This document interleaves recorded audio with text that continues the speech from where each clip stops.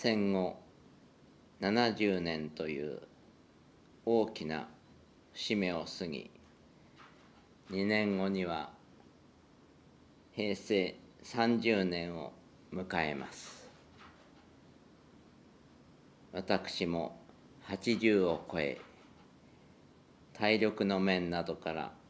さまざまな制約を覚えることもあり、ここ数年、天皇としての自らの歩みを振り返るとともに、この先の自分の在り方や務めにつき思いをいたすようになりました。本日は社会の高齢化が進む中、天皇もまた高齢となった場合、どのような在り方が望ましいか、天皇という立場上、現行の皇室制度に具体的に触れることは控えながら、私が個人としてこれまでに考えてきたことを話したいと思います。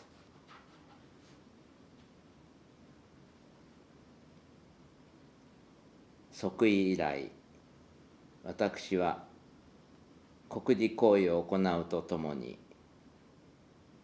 日本国憲法下で象徴と位置づけられた天皇の望ましい在り方を日々模索しつつ過ごしてきました。伝統の継承者としてこれを守り続ける責任に深く思いをいたし、さらに日々新たになる日本と世界の中にあって、日本の皇室がいかに伝統を現代に生かし、生き生きとして社会に内在し、人々の期待に応えていくかを考えつつ、今日に至っています。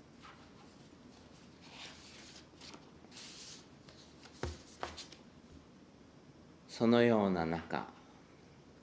何年か前のことになりますが、2度の外科手術を受け、加えて高齢による体力の低下を覚えるようになった頃から、これから先、従来のように重い務めを果たすことが困難になった場合、どのように妙処していくことが国にとり、国民にとり、また私の後を歩む皇族にとり、良いことであるかにつき考えるようになりました。すでに80を超え、幸いに健康であるとは申せ、次第に進む身体の衰えを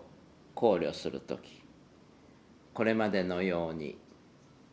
全身全霊をもって象徴の務めを果たしていくことが難しくなるのではないかと案じています。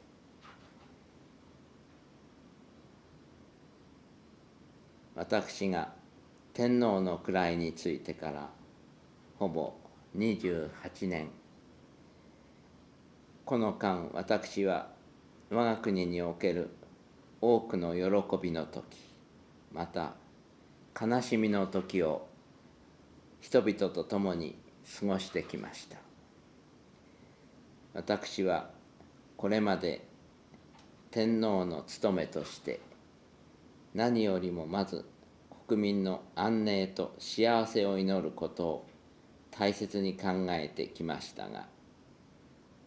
同時にことにあたっては時として人々の傍らに立ち、その声に耳を傾け、思いに寄り添うことも大切なことと考えてきました。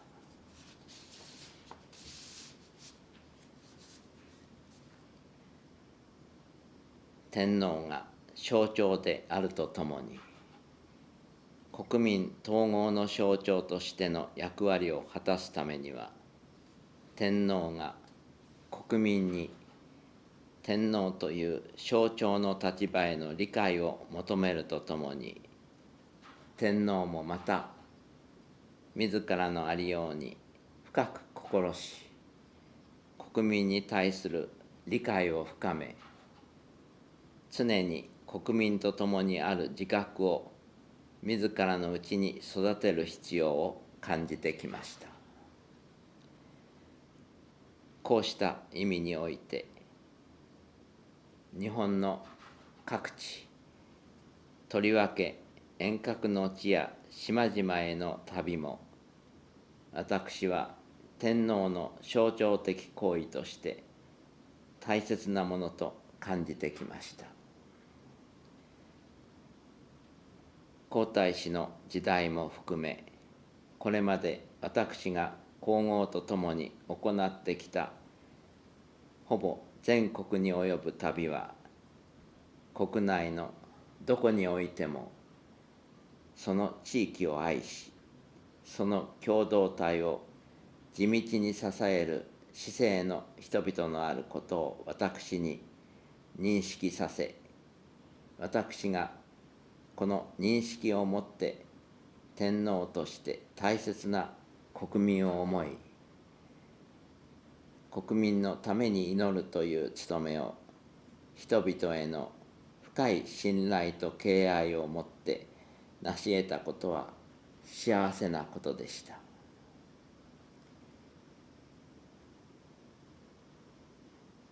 天皇の高齢化に伴う対処の仕方が、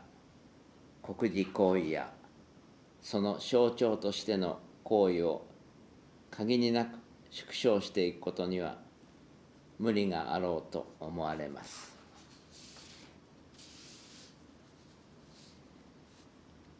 また、天皇が未成年であったり、重病などによりその機能を果たし得なくなった場合には、天皇の行為を代行する摂政を置くことも考えられます。しかし、この場合も天皇が十分にその立場に求められる務めを果たせぬまま、生涯の終わりに至るまで天皇であり続けることに変わりはありません。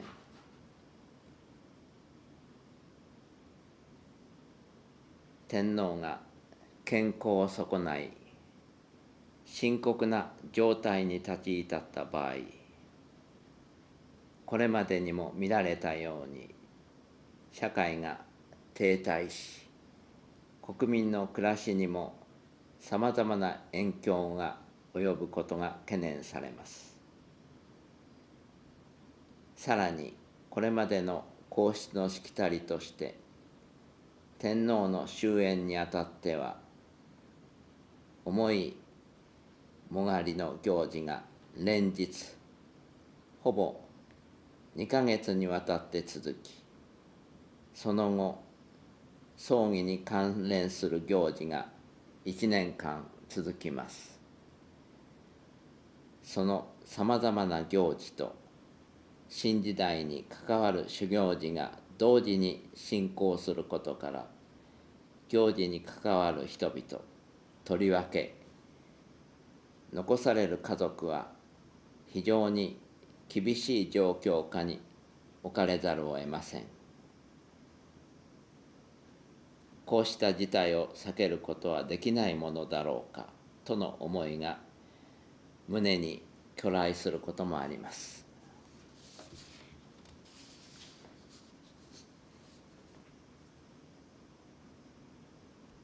はじめにも述べましたように、憲法のもと、天皇は国政に関する権能を有しません。そうした中で、この度、我が国の長い天皇の歴史を改めて振り返りつつ、これからも皇室がどのような時にも国民と共にあり、相携えてこの国の未来を築いていけるよう、そして象徴天皇の務めが常に途切れることなく安定的に続いていくことをひとえに念じ、ここに私の気持ちをお話しいたしました。国民の理解を得られることを切に願っています。